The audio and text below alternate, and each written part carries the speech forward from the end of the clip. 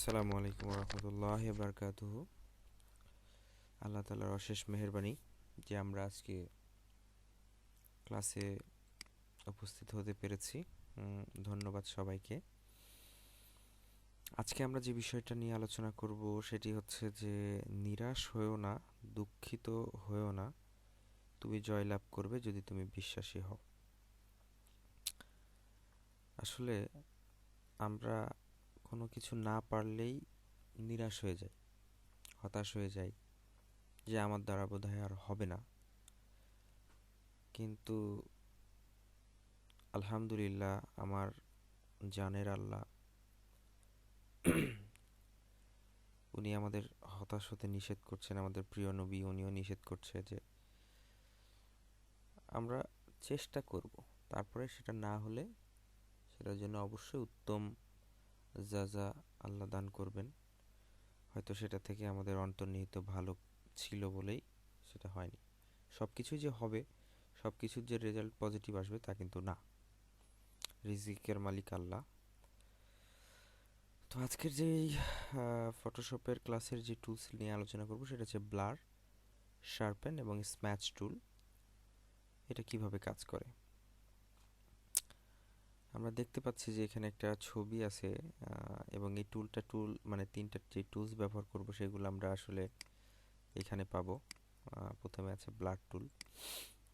তো নর্মালি কোনো অবজেক্টকে খুব ব্রডলি যদি আমি বলি যে ব্লার করতে হয়, তাহলে আমরা যেটা করে থাকি যে যে কোনো সিলেকশন টুল সিলেক্ট করে সিলেক্ট সাবজেক্ট দিয়ে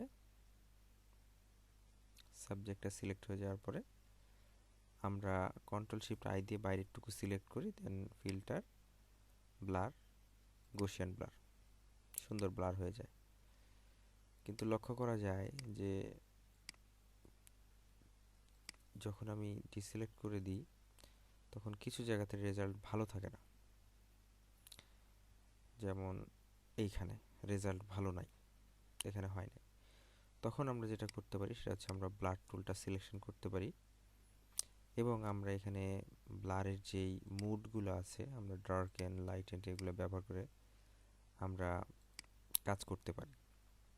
জাস্ট এভাবে প্রেস করলে এটা খুব সহজে আবার পুনরায় ব্লার হওয়া শুরু করবে। তবে আপনি আসলে ব্লারটা কি হচ্ছে কিনা এটা বোঝার জন্য আপনি যদি স্যাম্পল অল লেয়ারে প্রেস করেন, দেন নতুন একটা লেয়ার নেন, দেন আপনি যদি ব্লার করতে থাকেন তাহলে আপনি কিন্তু বুঝতে পারবেন যে আসলে এটা হচ্ছে কিনা। এটা কিভাবে বুঝবেন? মেন যে ব্যাকগ্রাউন্ডের ইমেজ আছে ওটার আইটা অফ করে দিলে আপনি বুঝতে পারবেন যে হ্যাঁ, এখানে অলরেডি ব্লার হচ্ছে। স্যাম্পল অল লেয়ার দিলে এই কাজটা করবে। তো এভাবে করে আপনি আপনার ডিজাইনে কোথাও সলভ করতে চাইলে খুব সহজে নর্মাল বা এইভাবে আস্তে আস্তে আস্তে করে আপনি সলভ করতে পারেন।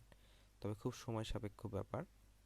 আপনি যদি মনে করেন যে না, এগুলা দিয়ে আমি আসলে করব না, আপনি শুধুমাত্র চাইলে টুল দিয়েও করতে পারেন। শুধু যদি মনে করেন যে আমি শুধু টুল দিয়ে করব, সেক্ষেত্রে শুধু টুল দিয়েও করাও সম্ভব। অবশ্যই কাজ করার সময় আমরা যেটা করব সেটা হচ্ছে যে যে মেইন ইমেজ সেটা নিয়ে যেন আমরা কাজটা না করি। তাহলে পরবর্তীতে হবে কি যে আমাদের ইমেজটা আমি এডিট করতে পারবো না।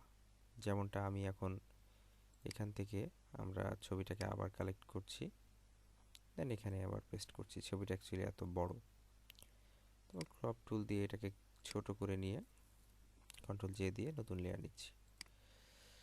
তো এখন আপনারা বুঝতে পারলেন যে ব্লার টুল দিয়ে আপনি চাইলে নর্মালি এদিকে এইভাবে ব্লার করতে পারবেন এবং এটা চেক করার জন্য আপনি স্যাম্পল অল লেয়ার পরে নিউ নিয়ে এভাবে প্রেস করলে আপনি দেখতে পারবেন যে এটা আসলে ব্লার হচ্ছে। তো এটা চেক করে আপনি দেখতে পারেন, এই যে এখানে আপনি চেক করে দেখতে পারেন যে হ্যাঁ, এটা আসলে ব্লার কাজটা করছে। এছাড়াও আপনি শার্পেন টুল দিয়েও কাজ করতে পারেন। তবে অনেকে যেটা বলে যে ব্লার টুল যখন আপনি ব্যবহার করবেন, এখানে ব্রাশের সেটআপগুলো আছে, এটা আপনি হার্ডলি হ্যান্ডেল করতে পারবেন। আপনারা ব্রাশের ক্লাস করেছেন, সেখান থেকে আপনারা বুঝতে পারবেন।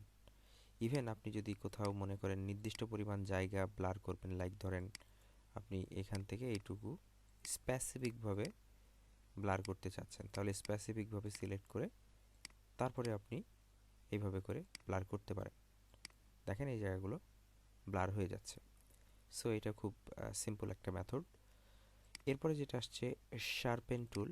শার্পেন টুলটা হচ্ছে যে কোনো অবজেক্টকে শার্প করবে। যেমন বেবি ফেসে চুলটাকে আমি যদি একটু আপনাদের দেখাই যে আপনি যখন এটা নিবেন তখন চেঞ্জ আসছে, অবশ্যই স্যাম্পল অল লেয়ার করবেন। এই স্ট্রেটেনটাকে আপনারা বেশি করবেন না, তাহলে কালারটা বেশি ফাজিনেস হয়ে যাবে। আমরা এটাকে 50% রাখার চেষ্টা করব। এখানে দেখেন, আবার বলি, আপনি মুড আকারে কাজ করতে পারবেন, যেটা আপনারা লেয়ার আমার যে ক্লাসটা ছিল সেখানে দেখেছেন। দেন আপনি এখান থেকে যদি ঘষা দেন তাহলে খুব সহজে আপনার পরিবর্তন দেখতে পারবেন।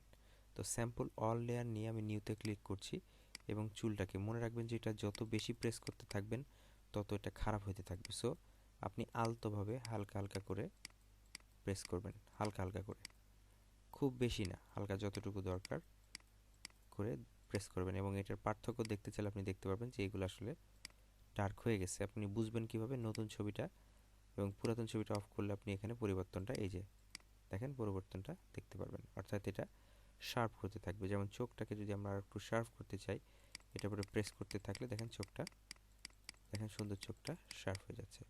ঠোঁটটাকে যদি আর একটু শার্প করতে চাই তাহলে আমরা এটা শার্প করতে পারবো, তবে খুব বেশি না, খুব বেশি না, অল্প। তাহলে এটা কিন্তু বেশি চকচকা দেখাবে না, কিন্তু জিনিসটা নষ্ট হয়ে যাবে। যেটা দেখেন, আপনি যদি হাতের উপরে অনেকবার দিতে থাকেন এই জায়গাটা, এই যে দেখেন, সো ডিস্যাচুরেট হয়ে যাবে। তো এই বিষয়গুলো আমাদেরকে খেয়াল রাখতে হবে যে আমরা যখন কাজ করব তখন এই বিষয়গুলো যেন ঠিক রকম থাকে। ফাইনালি যে ব্যাপারটা থাকছে সেটার নাম হচ্ছে স্ম্যাচ টুল। স্ম্যাচ মূলত ছবিকে ফিক্স আপ করে থাকে। যেমন ধরেন, আপনি যদি নর্মালি এটা টান দেন, এইভাবে টান দেন, ছবিটা এরকম নষ্ট হয়ে যাবে। অ্যাকচুয়ালি আপনি এটা বুঝবেন না যে কি হচ্ছে। যেমন ধরেন, আমরা যদি এই ফেসের যে চুলটা আছে এটাকে সুন্দর স্মুথ করতে চাই আর্টিস্টিক ওয়েতে, এটা কিন্তু খুব সুন্দর হবে। ফেসটা যদি খারাপ থাকতো, যদিও ফেসটা খুব সুন্দর, আমরা এটাকে সুন্দর আর্টিস্টিক ওয়েতে নিয়ে আসতে পারতাম। যদি আমি চুল দিয়ে দেখাচ্ছি, তবে স্ট্রেটেনটাকে কমিয়ে দিয়ে, এখানে কমিয়ে দিয়ে আপনারা এই কাজটা করবেন, দেখবেন যে চুলটা সুন্দর আর্টিস্টিক ওয়েতে হয়ে যাবে। জাস্ট আর্টিস্টিক ওয়েতে, এই যে খুব সুন্দরভাবে। এখন আর এটা মনে হবে না যে অরিজিনাল চুল, এটা মনে হবে যে এটা একটা ড্রয়িং চুল। আমি এটা দেখাচ্ছি, এই যে দেখেন, এইভাবে সুন্দর চুলটা সুন্দর আর্টিস্টিক ওয়েতে। আপনারা যখন এটা অফ করব, এটা হচ্ছে আপনাদের নর্মাল মুড আর এটা হচ্ছে আর্টিস্টিক মুড। সো আপনারা অবশ্যই এই জিনিসগুলো খেয়াল রাখবেন। আপনারা অনেক সময় নাক বা চোখ এগুলা একটু অ্যাডজাস্ট করতে হয়, তখন আপনারা এগুলো সরাইতে পারবেন। কিভাবে? স্ট্রেটেনটাকে বাড়িয়ে দিয়ে এটাকে হালকা করে টান দিলে, অবশ্যই কিন্তু আপনাকে খেয়াল রাখতে হবে যে আপনি লেয়ারে আছেন কিনা, আপনাকে লেয়ারে থাকতে হবে। দেন আপনি এইভাবে হালকা করে এগুলোকে অ্যাডজাস্ট করতে পারেন। অনেক সময় হয় যে চোখটাকে একটু নিচে সরাইতে হয়, বা এগুলোকে দরকার হতে পারে। সো এইভাবে করে আপনি আপনার কাজগুলোকে ফিগার আউট করতে পারবেন। তো এই ছিল মোটামুটি আমাদের এই তিনটা টুলের কাজ। আরও টুল নিয়ে আসবো ইনশাআল্লাহ। আমার ভুল ত্রুটি অনেক আছে, আমাকে ক্ষমা করবেন। আসসালামু আলাইকুম।